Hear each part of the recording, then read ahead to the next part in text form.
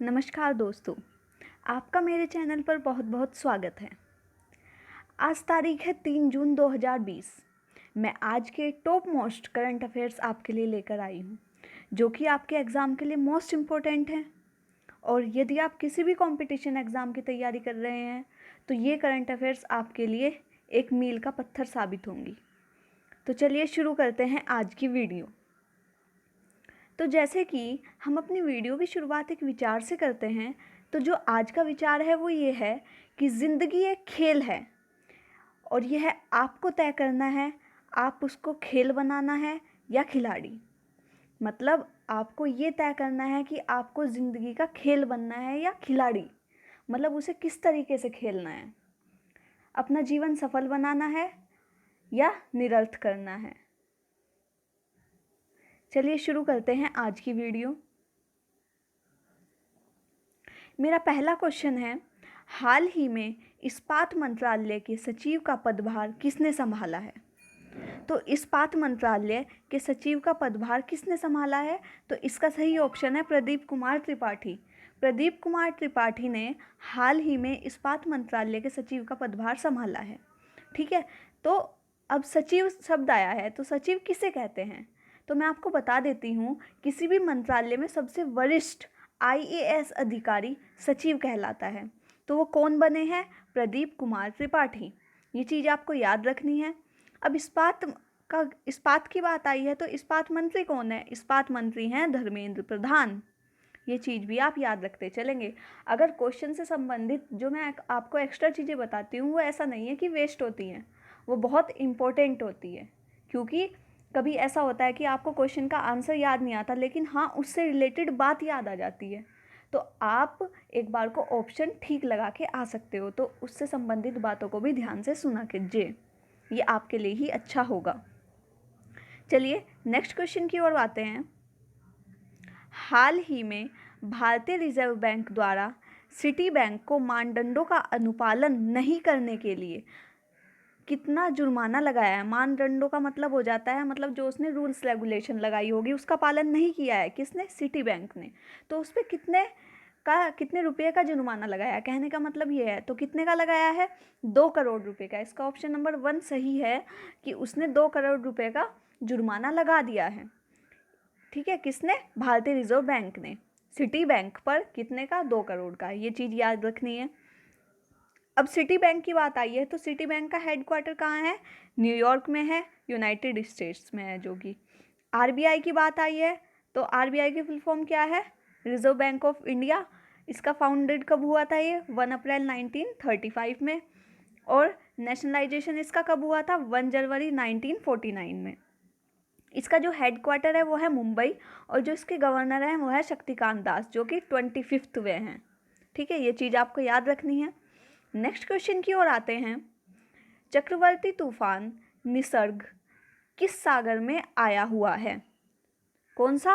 निसर्ग। नाम most important है, बहुत इंपॉर्टेंट क्वेश्चन बन जाता है। ठीक है, तो ये कहाँ आया हुआ है, किस सागर में आया हुआ है? ये आया हुआ है अरब सागर में। ठीक है, और ये जो निसर्ग नाम दिया गया है यह बांग्लादेश द्वारा दिया गया है। ठीक है, कि बांग्लादेश ने इस तूफान को क्या नाम दिया है? निसर्ग नाम दिया है। और इसके लिए मैं एक आपको रिवीजन क्वेश्चन बता देती हूँ। जो अभी हाल ही में अल्फन तूफान आया था, तो वह पश्चिम बंगाल और ओडिशा को प्रभावित किया था उसने। और जो उसे अल्फन नाम दिया है वो किसने दिया है? वो थाईलैंड ने दिया था। ठीक है, और जो अब यहाँ देख लेते हैं, चक्रवाती तूफान निसर्ग महाराष्ट्र और गुजरात से टकराने की चेतावनी दी है कि जो ये निसर्ग तूफान आ रहा है ये कहाँ टकराएगा? महाराष्ट्र में भी टकराएगा और गुजरात में भी टकराएगा। तो यहाँ के लोगों को सतर्क रहने की क्या दी है?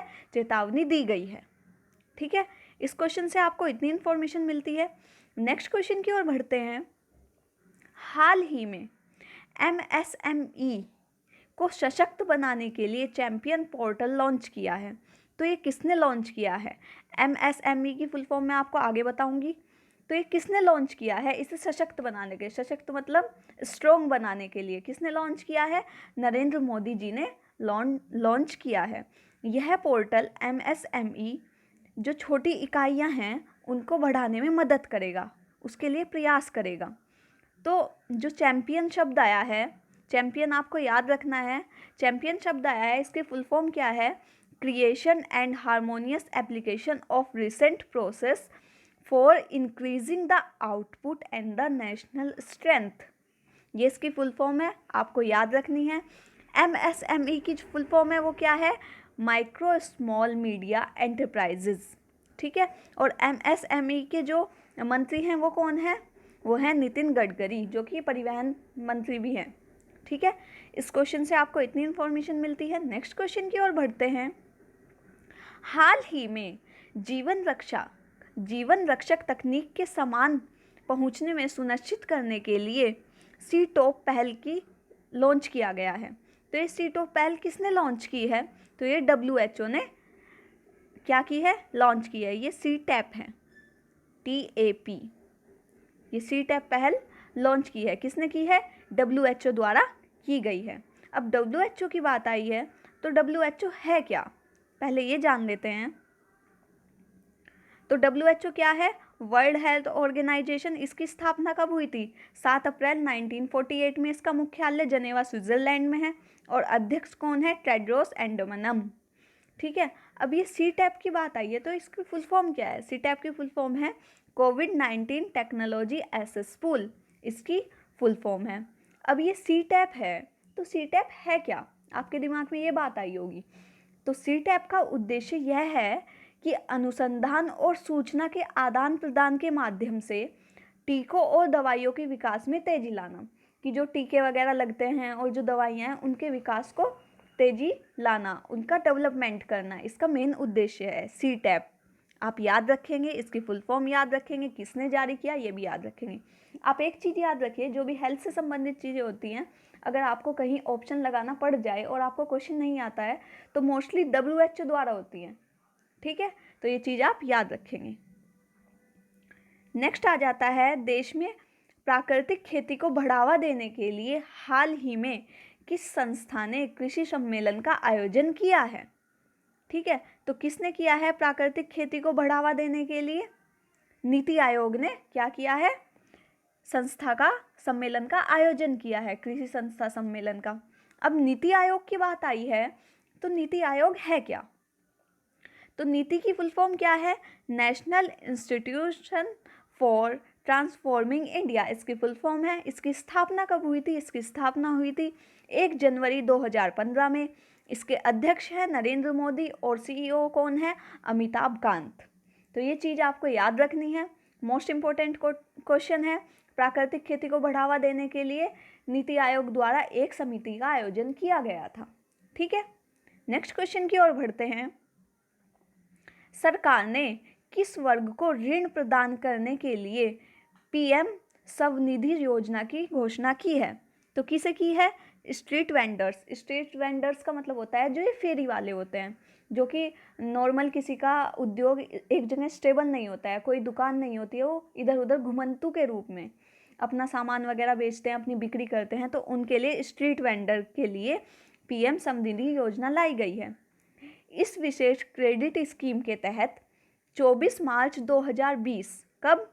24 मार्च 2020 जो वेंडिंग का काम करने वाले हैं 50 लाख लोगों को 10,000 का ऋण दिया जाएगा, जिसे वे 1 साल के भीतर किस्त के रूप में उतार सकते हैं, ठीक है।